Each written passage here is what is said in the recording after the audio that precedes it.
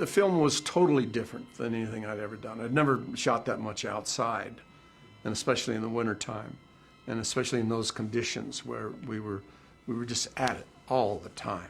At least that's my recollection of it. And I don't think I'd ever been pushed as much by a director either, which was really good for me. I was intrigued that Billy had such a command of what he wanted to do with the film. And Billy's the kind of guy, a perfectionist, that if he doesn't see it, it's not there. And so you just have to keep at it until it becomes there. We were doing a scene with a drug pusher. It might have been the second day, I don't know. It was in the first week, I know that.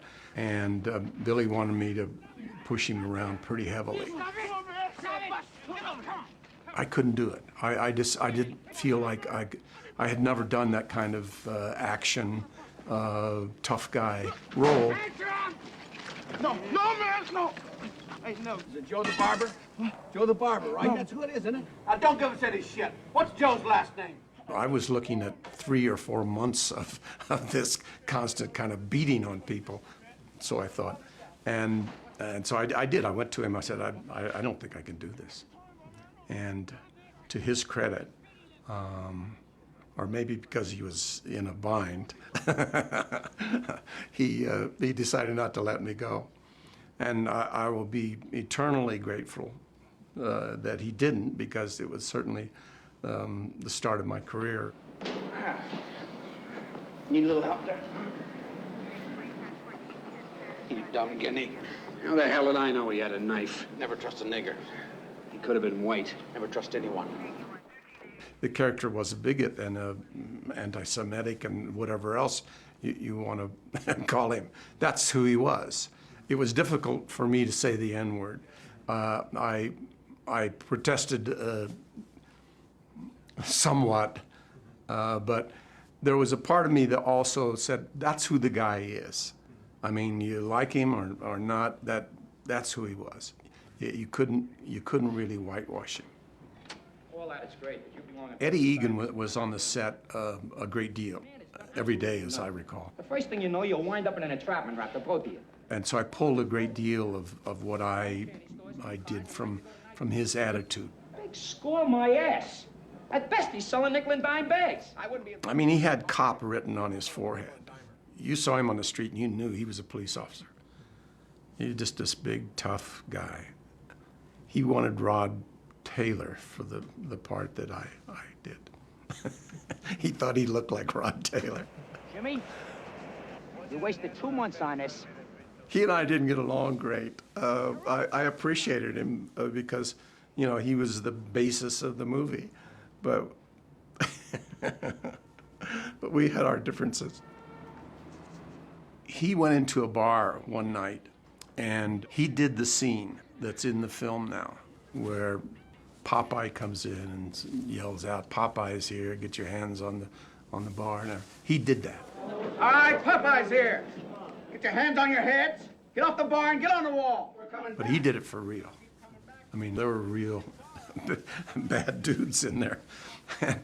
And so I could see that was possible. Move, face the wall, turn around there. If a guy was tough enough, strong enough, a real police officer could get away with that. When we went to do that actual scene in the film, I walked into this bar, and there was, I'd say 50 of the toughest, rattiest looking people I'd ever seen in my life. I thought, there is just no way in the world I'm ever going to get through this scene alive. Get that phone. Come on. Move, move!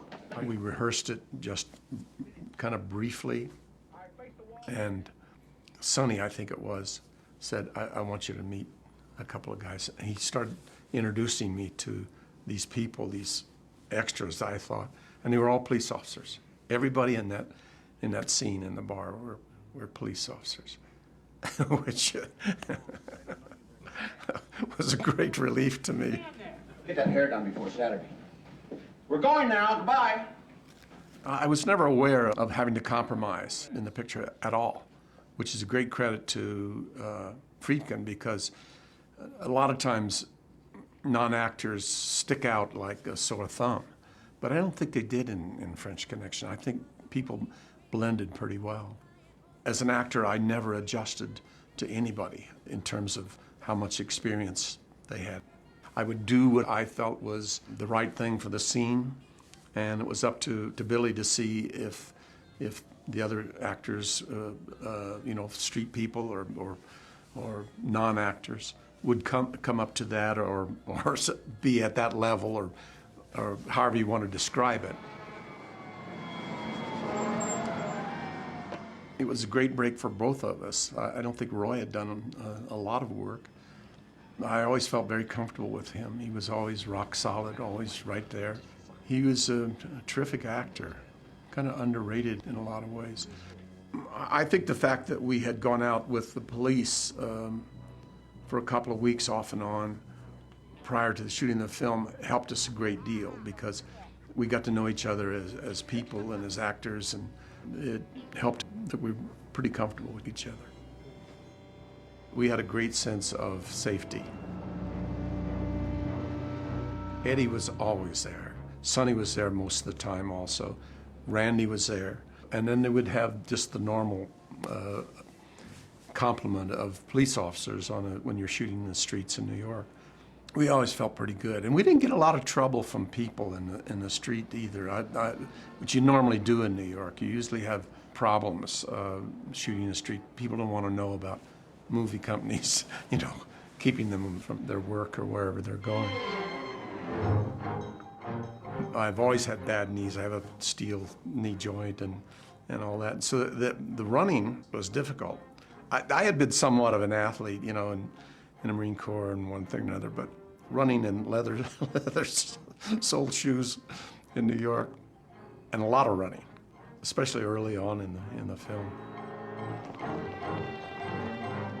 I think that was only 2 days when we shot in the subway. Strangely enough, Egan actually did that scene with the real perpetrator of the French Connection.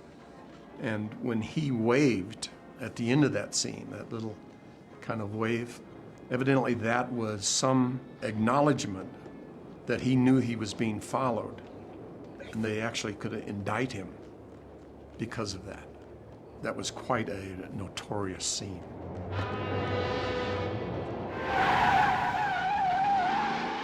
The chase sequence was, you read something like that in the script and it's not really that detailed. That's all direction. That's all somebody's real idea of the way to make a film really move. You can't put that down on paper.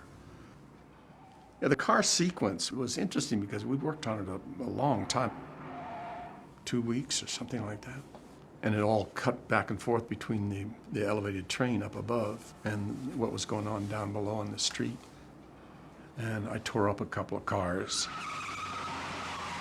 They had the street closed off. They had, police all over the place, closing all the streets coming in, and for about 4 or 5 blocks, so we could really get a run. And we were going, 70, 75 mile an hour probably, maybe more.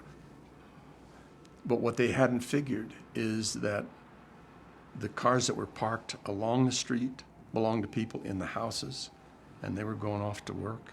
So in the midst of one of these long, really hell for leather runs, suddenly out of the corner of my eye, I see a guy pulling in front of me.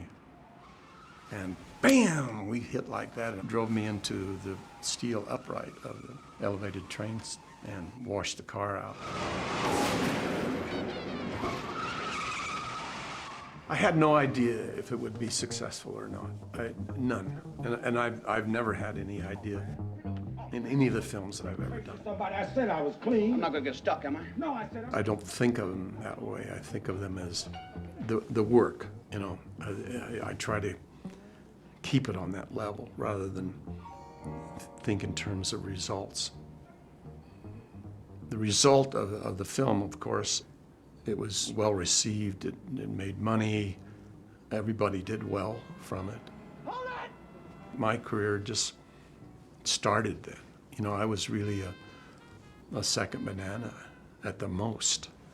You know, Bonnie and Clyde, you know, had a great role and everything, but it certainly wasn't a starring role.